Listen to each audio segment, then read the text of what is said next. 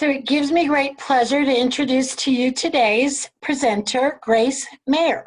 She was born in New York, the 11th of 12 children. She graduated from Parsons School of Design with a BFA, and that's a Bachelor of Fine Arts, in painting and printmaking, and then went on to the University of Pennsylvania, where she earned her Master's of Fine Arts. She shares that even though she managed to attend very fancy colleges, her childhood was spent in poverty. She also shares that her parents instilled in her the value of education.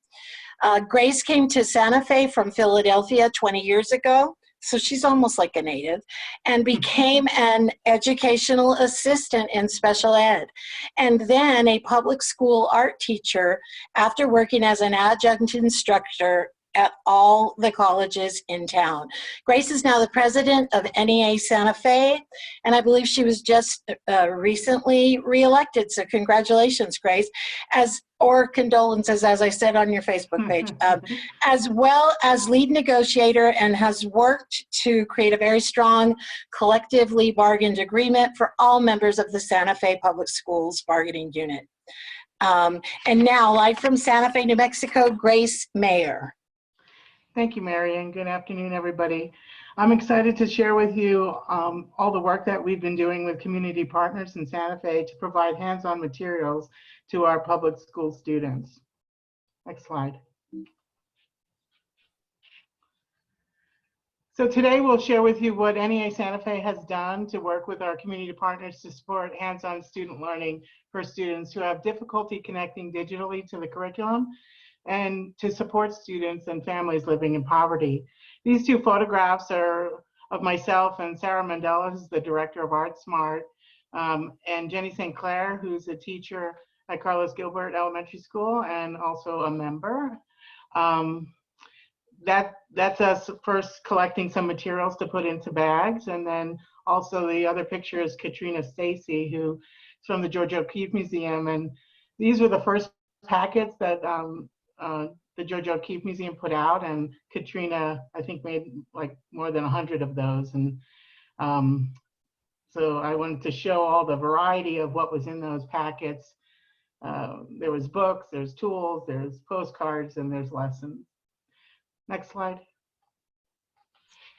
So first we identified the need in Santa Fe for our students. We realized early on that many of our low-income students didn't have access to Wi-Fi or had limited family support in some cases and would not be able to easily transition to online district curriculum.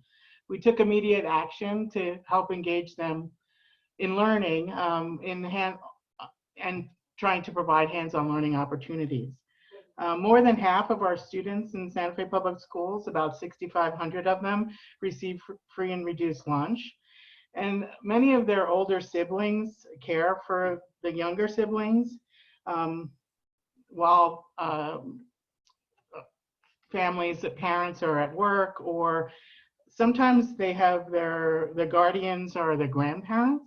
And a lot of those grandparents aren't necessarily technically savvy, so they have difficulty, getting kids onto a computer and sort of maintaining sort of that learning as it was pushed out by our district.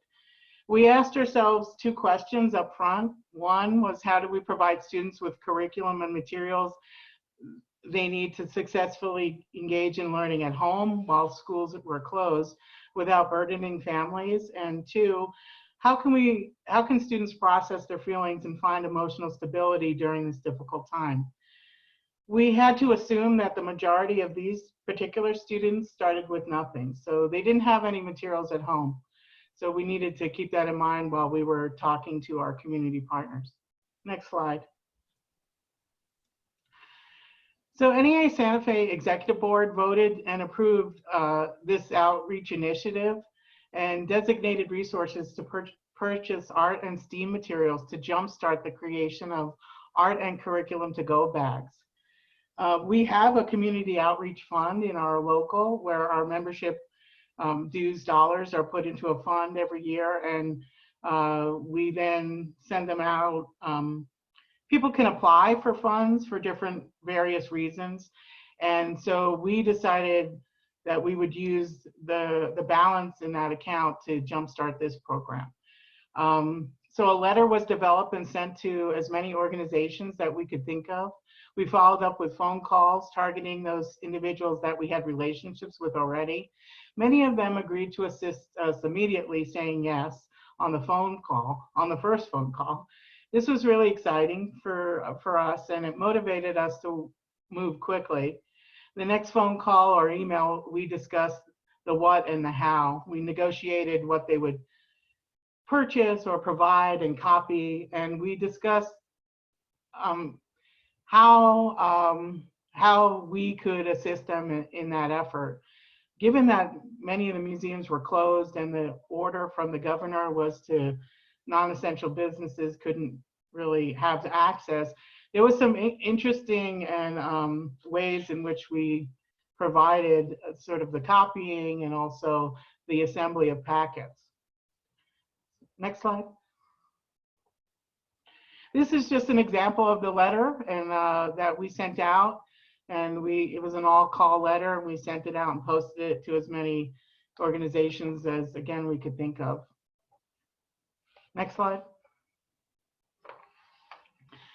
So these, I'm happy to say, are our working partnerships, and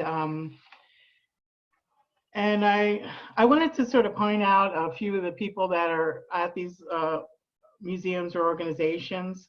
The first person I actually called was Aurelia Gomez at the Folk Art Museum, and also then Patricia Sagala, who followed up immediately.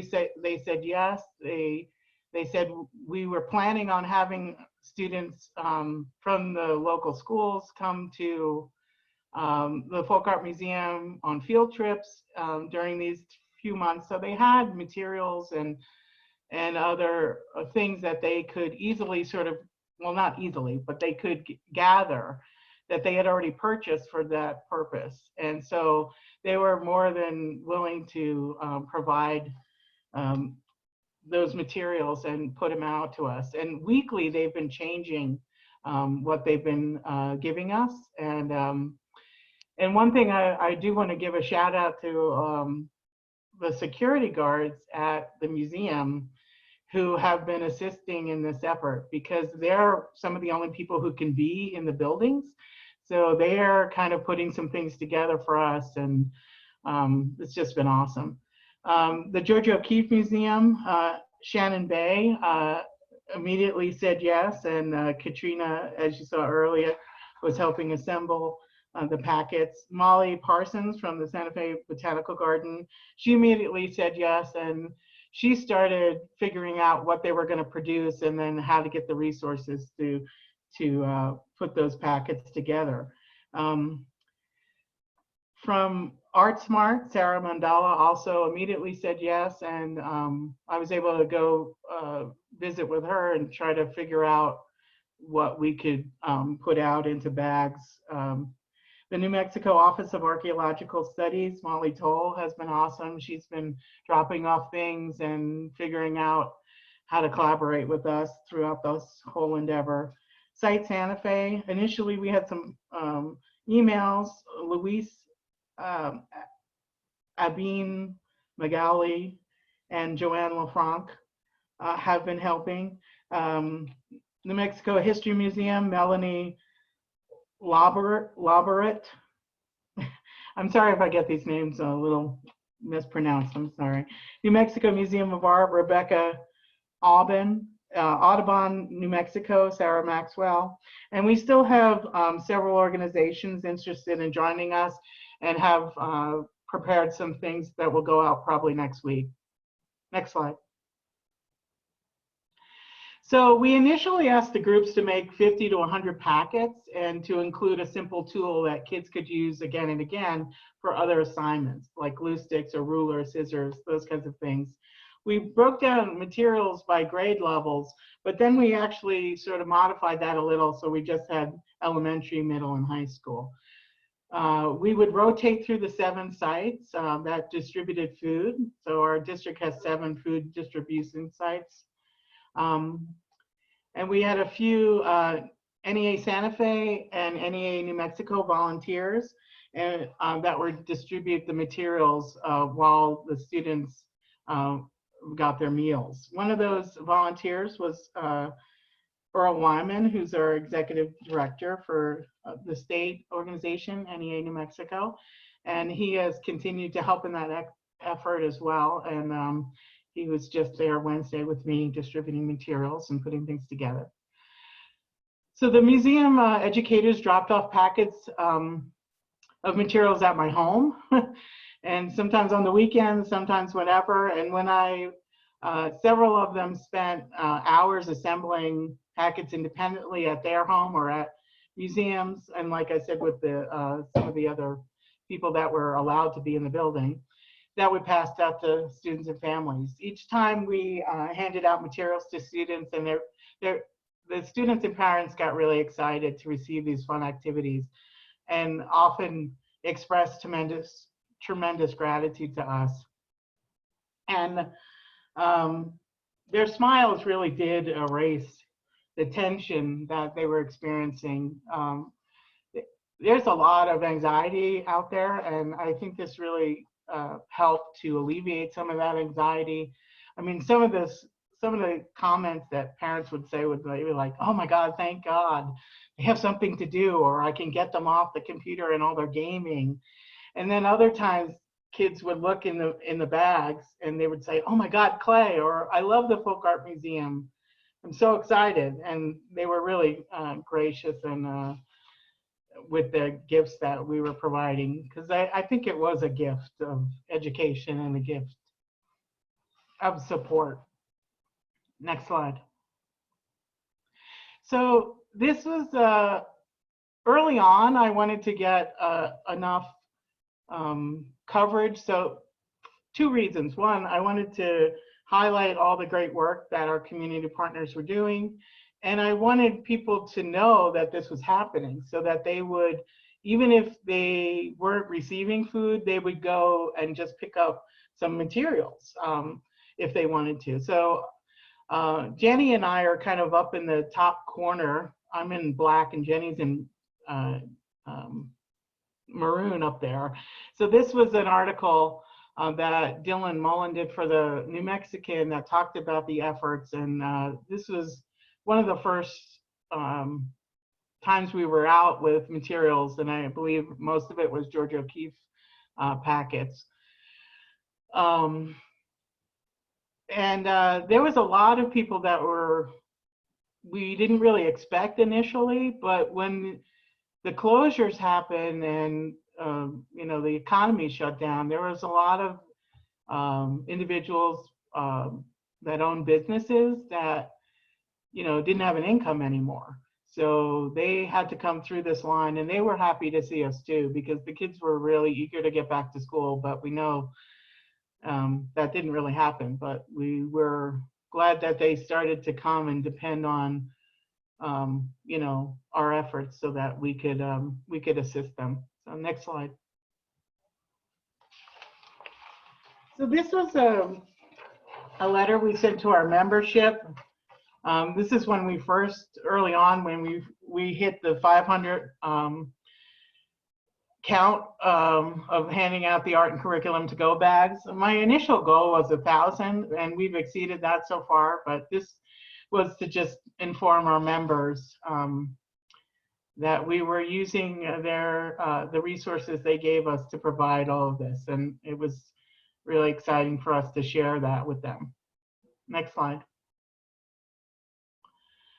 So 5 weeks or more into the project, many of the education coordinators who are part of the Community Education Network, or CEN, asked how they could support NEA Santa Fe efforts more and expand distribution of materials weekly to the 7 sites simultaneously. So they offered 2 things. One, that they would provide enough materials that we could go to every site, and 2, some of them were willing to come and distribute the materials. So that began in earnest just this week on 5/6/22, 2020, sorry.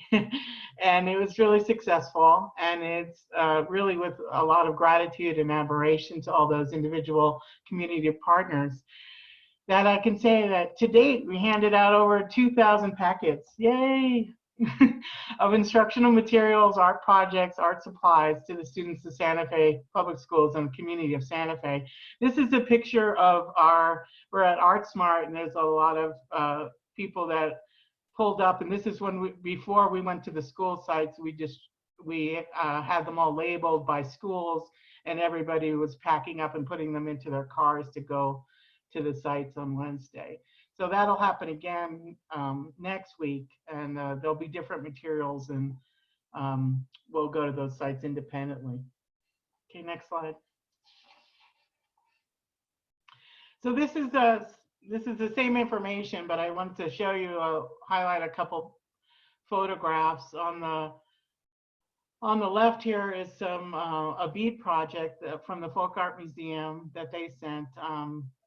And actually yesterday, when I was handing out another project for them, one of the moms in the car said they were so happy to get that, and she got, her daughter had put it together and wrote her name on the beads, well, wrote mom on the beads.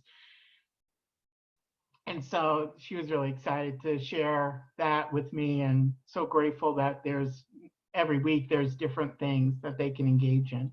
So I'm in the center there, I think at Sweeney, and that's just how we roll there. It's kind of just, you roll up and you just start passing out materials.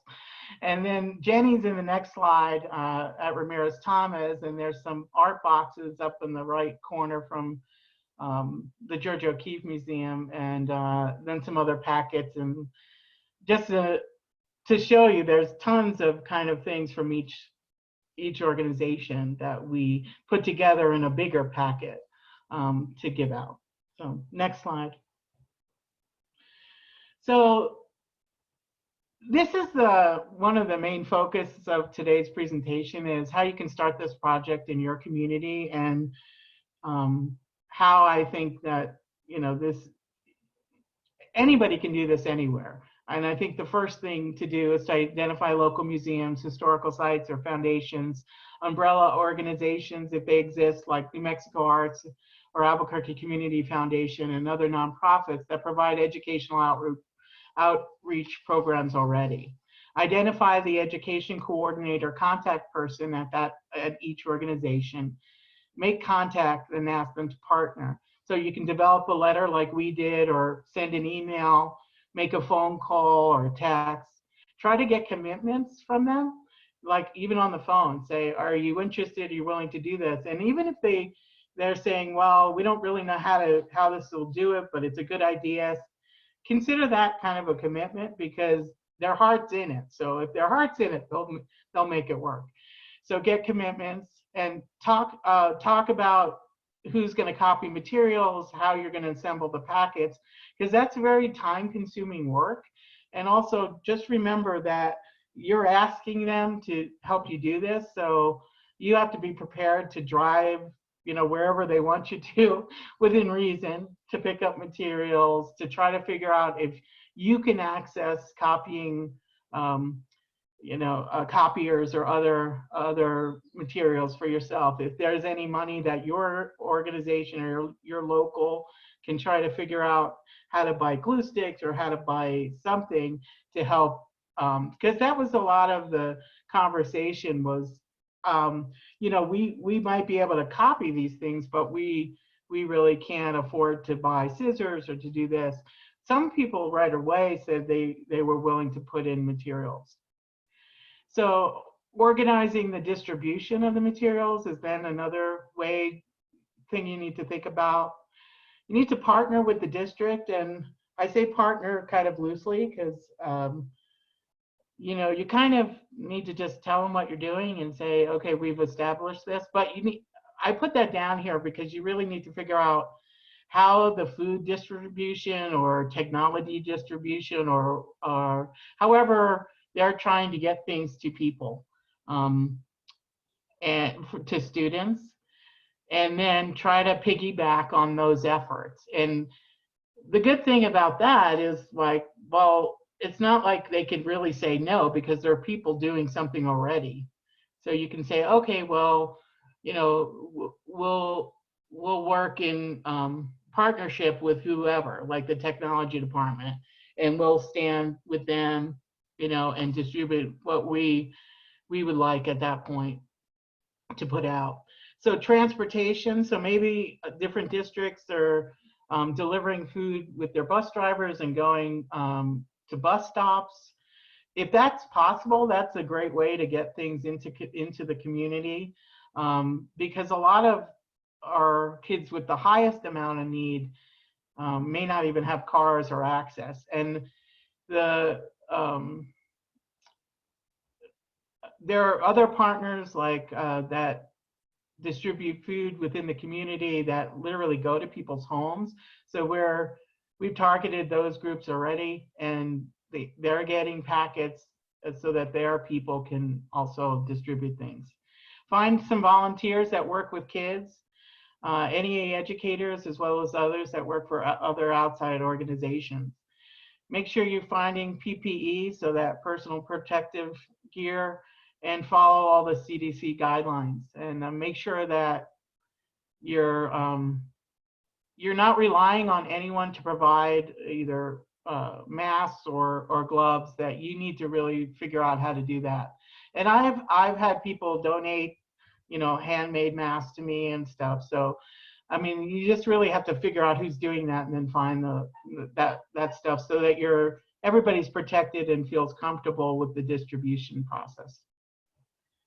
Okay, next slide. Okay, so obstacles to avoid.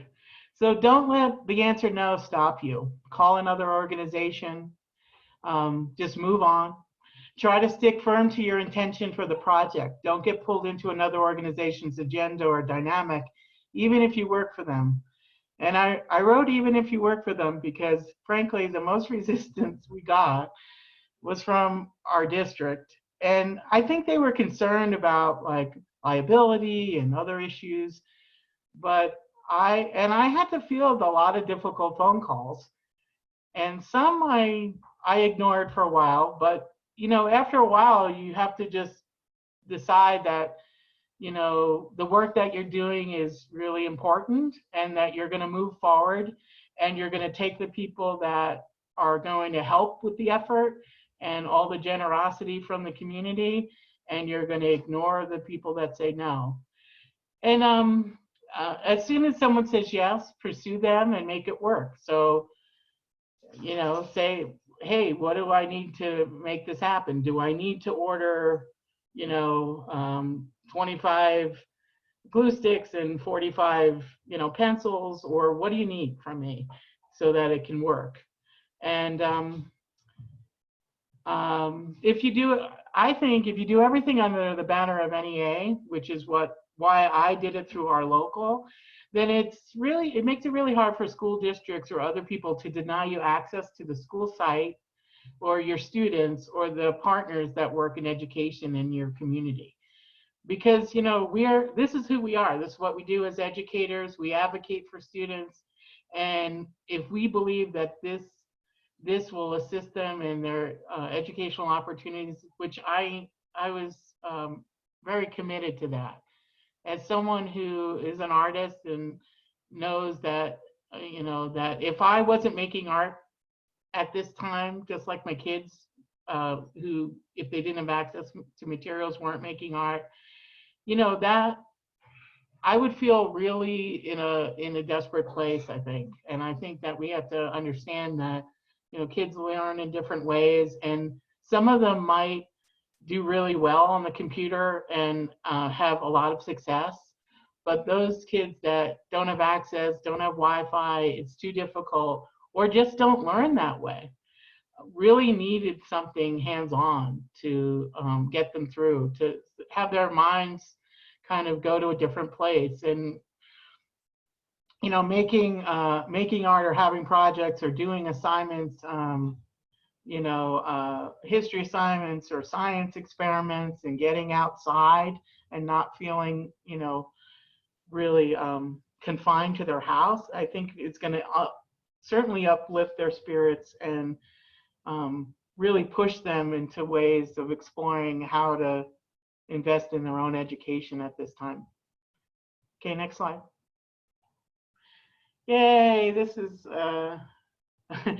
this is some of the fun shots, and I love the shot of Sarah in front of ArtSmart. She's so excited to be helping, but I have to tell you, that's kind of like some of what the immediate response we get when we give the kids materials or their parents get materials. They're really excited. The other is a student who received some packets from the Folk Arts Museum, and he's smiling behind that. You can tell a little bit. He was really sweet.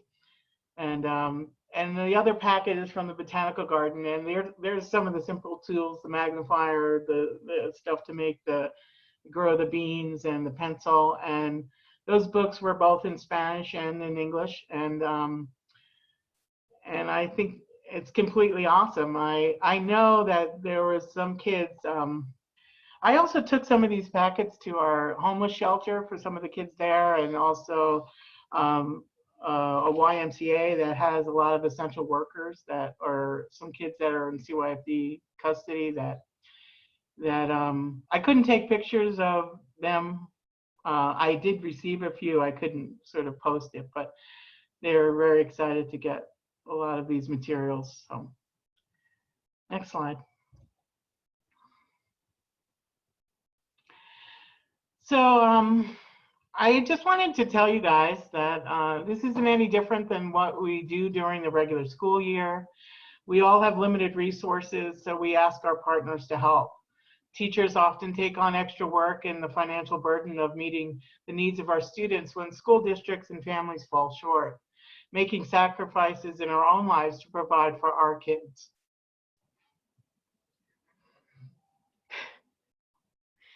Okay, I wasn't going to get choked up. But we love our students and we want them to be successful. Okay, we will never stop advocating for them, but we need to also learn to ask for help. And I was so glad when the community educators said, okay, Grace, how can we help you to reach more kids, and how can we figure out how, to take some of the responsibility of this off you.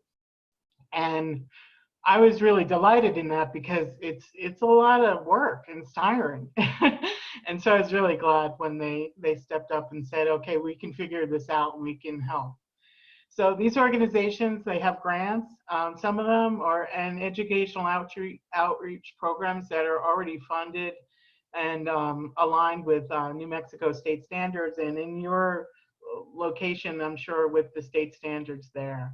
They have educational educators that are motivated, that work for these organizations, just like us, to enrich students' lives through education. All you have to do is ask. And I think you'll be surprised that, well, or maybe not, that they want to help and they want to support us, because that's their work too. And I just am really glad that these efforts are ongoing and we have more people that join us every week.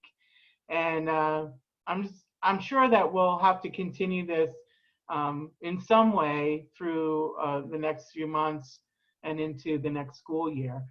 So we're thinking of different ways all the time to reach those hard to reach students and really ease some of the transition to online learning by having these packets available to as many families as we can in Santa Fe. So next slide.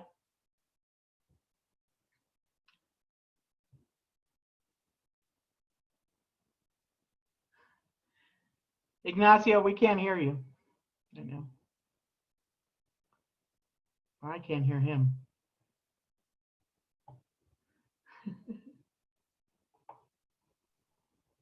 Thank you so much for that, Grace. Your passion really comes through, and I think there's a lot of teary-eyed people behind those muted videos. We do want to have some discussion here, and it's not so many people that we can't just have you unmute and ask questions. Or if you want to put it into the chat section, I can also facilitate asking those questions. So please, let me give you all a little bit of wait time, some good teaching, and let's have a discussion here.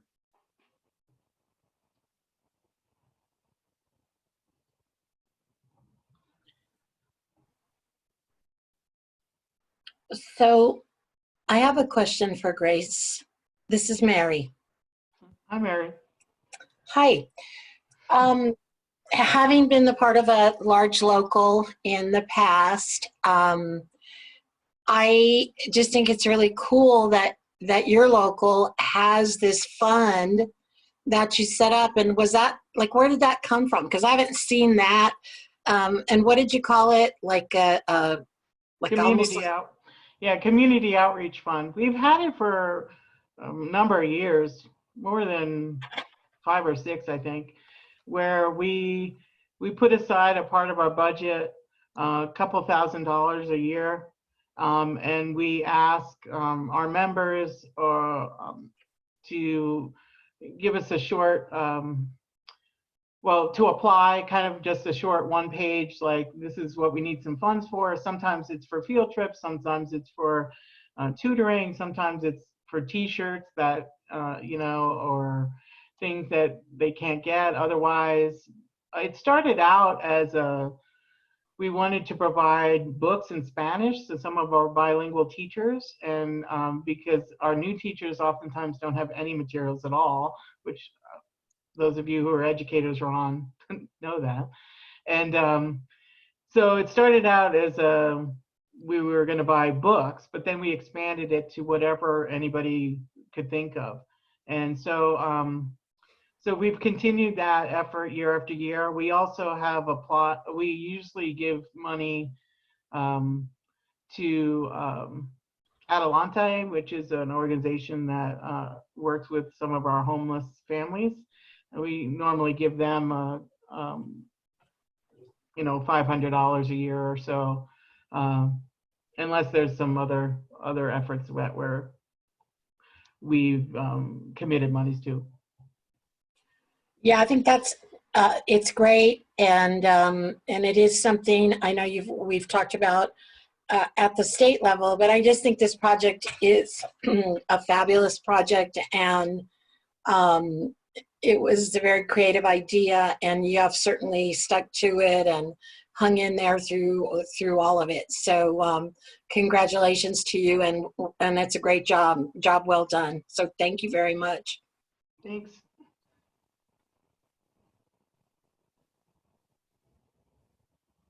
So there's a question. Can you tell us about the artwork behind you? Yes, that's one of my paintings. That's kind of elements. Paintings. It's an oil painting. I have paintings and things all over my house. So in a way, it's kind of nice to be in my house, and not all the time, but I mean, I haven't.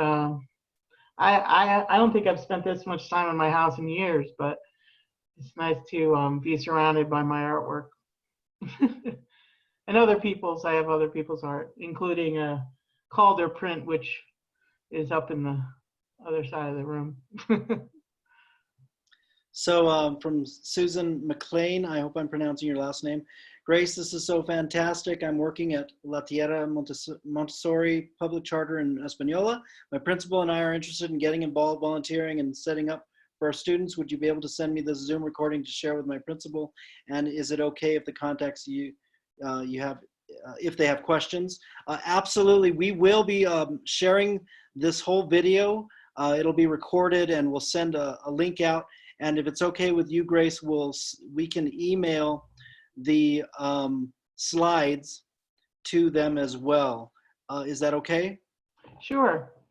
And And so, as you know, some of the museums that we are helping and assisting are state museums of New Mexico. So I think those contact people will be more than happy to assist anyone in New Mexico that's trying to do this as well. I mean, I probably just, if there's a few on, they're probably going, oh, no, there's more packets to make. But I think that they have offices and other things in other different parts of the state where they can either ship stuff to or drive, have some things driven to different locations. I think that once after May 15th, that things might ease up a little and they'll be able to get back into their offices maybe, and that might help.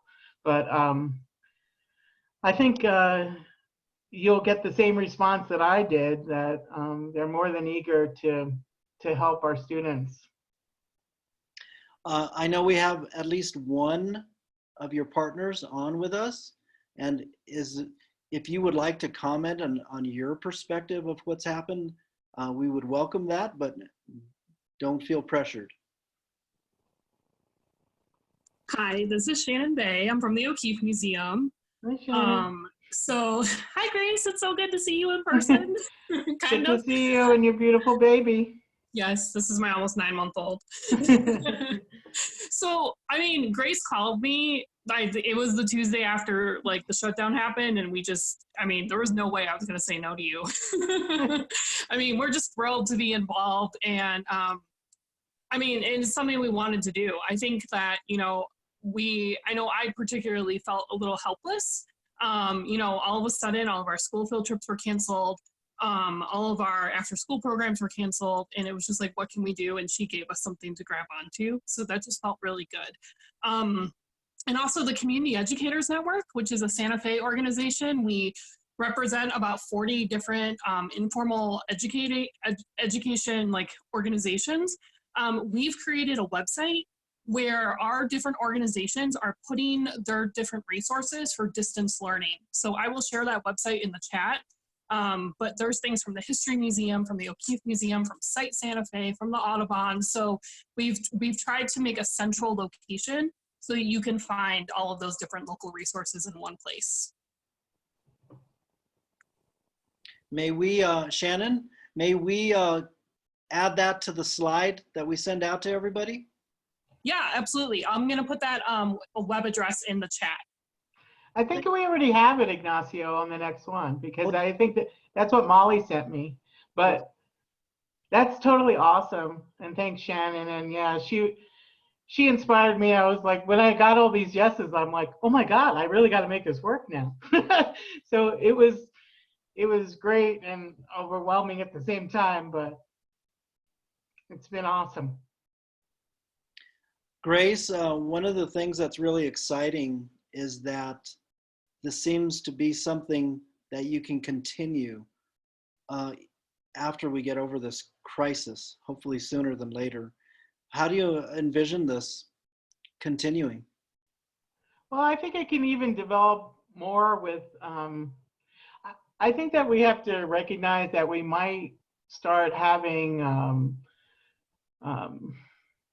sort of a hybrid extension of schools in different ways that we'd never imagined before, where we might have, kids at home a couple of days and then at school for 1 or 2 days for direct instruction. But I think we could maybe develop kits and other materials that go home to students. Maybe organizations could adopt a school and maybe those things can go home. And then we can to ensure that they have the materials to work on a project, and then teachers could teach to those tools or teach to those materials or things right away. So there's a lot of possibilities of how we might continue this and broaden its scope. One of the things that early on that we talked about was that we wanted to make sure that if kids got their hands on these materials, they could easily sort of read them and have the things to complete whatever the project was, independent of an adult.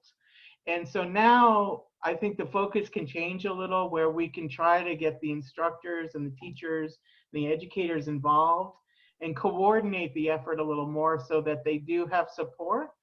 And that we will obviously know in the next couple of weeks or month how well we did at educating kids online, and then see how we can sort of bridge these two efforts.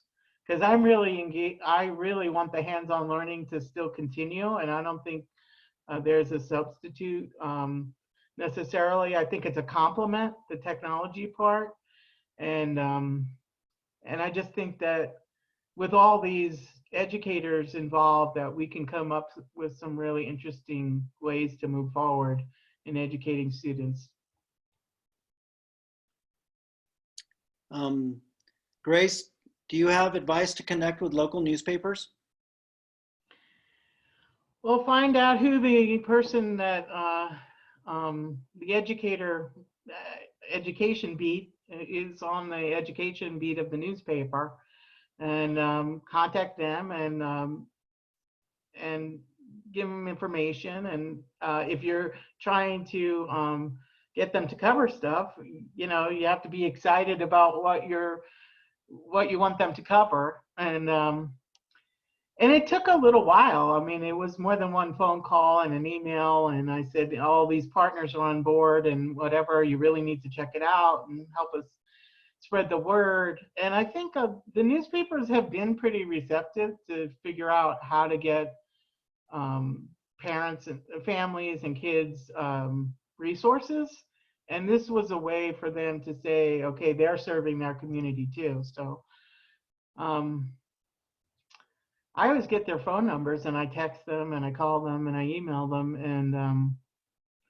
and sometimes I write too. You know, the online versions, you can write things, and if they print things that I don't like, I kind of try to correct them in a nice way. So my name's out there sometimes. Yeah. That's important. I know one of the biggest jobs of a local president is connecting with the news media. So are there any other questions? I want to give a little bit of time for people to unmute, and then I'll go to another page.